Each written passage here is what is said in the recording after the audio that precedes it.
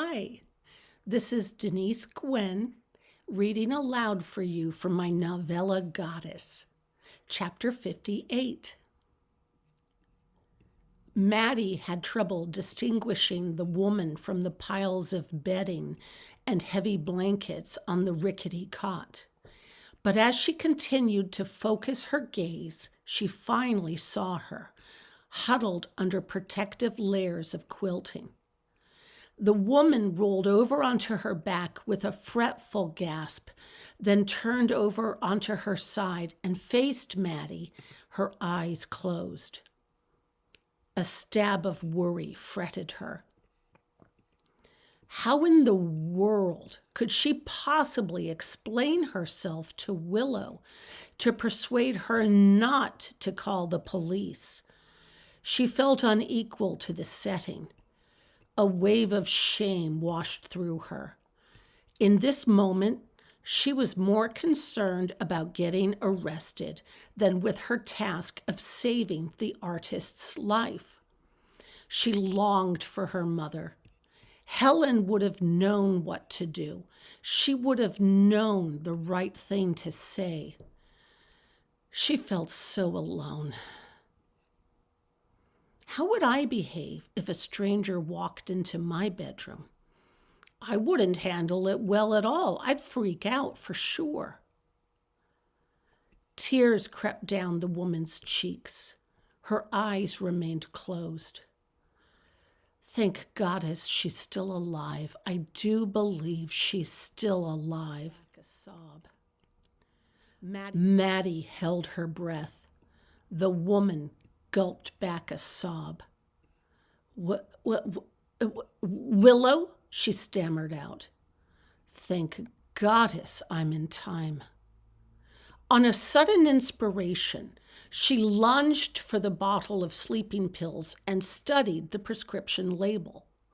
She glanced once more at Willow, then tucked the bottle stealthily away inside her front skirt pocket, just in case she needed to produce it at the hospital, if they made it to the hospital. Willow stirred. Tears crept down her face, seeping into the crevices around her eyes. Her eyelids remained closed. The time to speak was now. Ah, me, the woman muttered. Willow?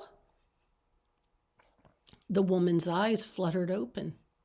At first, those clear gray eyes stared at Maddie with an uncomprehending blankness. Then a slowly dawning awareness crept across Willow's features. Still wrapped up in her blankets, she struggled to rise to a seated position. Once seated upright, her arms wrapped protectively around her shoulders. She gazed coolly at Maddie, her features eerily composed. Who are you? Maddie opened her mouth, then closed it. I'm descended from angels. I'm a guardian spirit. Statues brought me. Who are you? The woman repeated. I'm Maddie. What are you doing here, Maddie? I'm here to help you. I don't need any help. Yes, you do. No, young lady, I don't. Yes, you do. You're planning to kill yourself. A hint of fear flitted across Willow's face, and she glanced at the bedside table, then looked back at Maddie. What have you done? I took the pills. I'm trying to save your life. The woman shifted uncomfortably and pulled the blanket closer over her shoulders. Young lady, do your parents know that you're here? No, my parents are gone. Well, and to lose them so young. Aren't you cold wearing that sundress? No, Maddie said, surprised, and chuckled. I'm not. As a matter of fact, I'm a 57-year-old woman. Yeah, the woman said dryly, and I'm the President of the United States. And I know I'm intruding into your life. You're not just intruding, young lady, you're trespassing. You won't believe this, but I've traveled through the night to get here. And I think I know exactly what you're thinking, and I don't blame you. For all you know, I'm here to steal the china, help myself to the jewelry. But I doubt there's any china in this barn, and I'll bet the only jewelry you wear is that amber ring on your fourth right finger. Willow slid her left hand over her right. What the hell are you doing here? If Maddie were in Willow Strongfoot's position, she'd be reaching for the cell phone right this minute to call 911. But if Willow was the slightest bit worried or concerned about the fact that a complete stranger was in her studio, she gave no indication of it. It's weird, all right, Maddie said. Willow smiled faintly, and a little of the awful tension in the room flitted away. She blinked several times and gazed around her room with a suspicious frown, as if looking for something to draw her suspicion. I don't have any money. I don't have any drugs, Willow said. If you don't explain yourself, look, it's like this. Maddie bent down to her haunches and wrapped her arms around her knees. I know you're wondering why the hell I'm here in your art studio. The thought did cross my mind. I'm going to get right to the point. She shook her head with irritation. She was handling this so badly.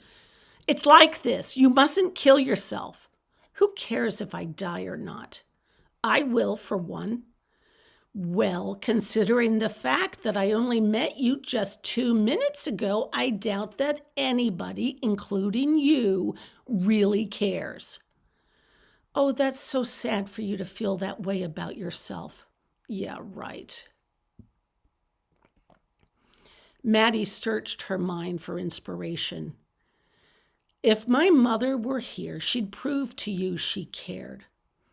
Oh? Willow asked, raising one silver-streaked eyebrow. And who are you exactly? My mother? Your mother would tell you the same thing. My mother wouldn't care if I lived or died. Well, Maddie absorbed this new thought.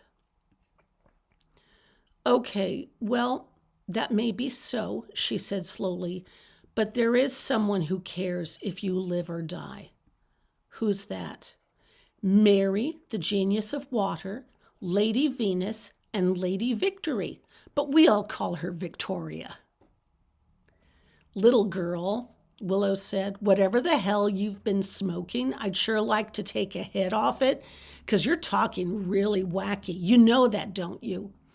Yeah, Maddie said and chuckled.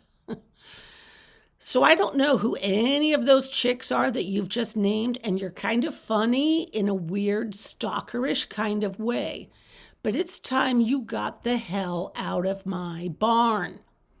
They were getting down to the nitty-gritty. Willow, Maddie said, you mustn't kill yourself. Willow bristled. Who said I was going to kill myself?